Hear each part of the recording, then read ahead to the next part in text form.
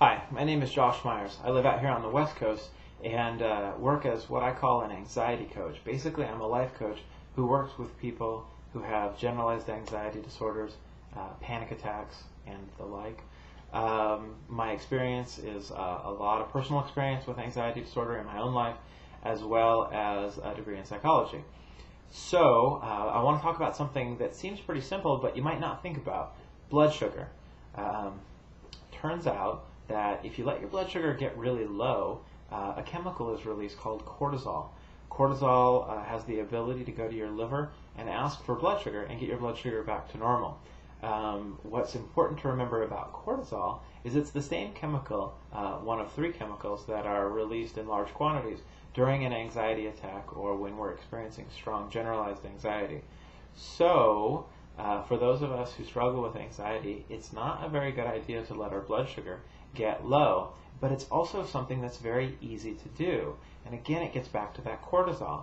If we're experiencing a panic attack or a nice large chunk of generalized anxiety, the cortisol is doing what it's supposed to do, which is to give us more blood sugar. What that can do is send our blood sugar too high, then insulin would kick in and bring our blood sugar back down to being too low again, and then our body has to kick in more cortisol. And so this is not something that you're going to hear very often, but it's important to remember that if you avoid these shots of cortisol, you're going to lessen the probability of a panic attack as well as lessen generalized anxiety.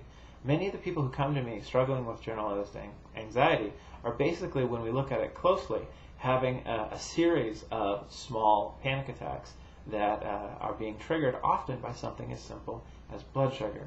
So, how to correct this? Basically, you want to control your blood sugar. What that means is when you wake up in the morning, have a breakfast. For some of us, that just tends not to happen. Have a breakfast with some protein in it. I'll probably discuss on another video why protein is particularly important, but if you just want to know the how part, eat a breakfast with some protein in it, have a snack around 10 or 11 o'clock with protein in it, have a lunch with a little bit of protein in it, and in the American diet, typically by dinner time, protein is sort of automatically involved. What we're doing is we're giving our body a slow drip of blood sugar. We want to avoid things like soda, especially carbonated beverages with caffeine in it, for a variety of reasons, one of which is a spike in blood sugar, which is going to start triggering this response. So, we want to eat foods that are going to give us slow, steady access to blood sugar and avoid foods that cause big spikes in blood sugar. Hope you found this a little bit helpful. I hope you put this to work. Everybody can benefit from it, whether you have anxiety or not. And you can find more helpful ideas. You can get in touch with me personally at anxietymentor.com. For those of us who are more visual, anxietymentor.com. All right. Hope you found that helpful. Like I said, please get a hold of me. I'm very easy to find. If you go to my website, you can see other helpful hints.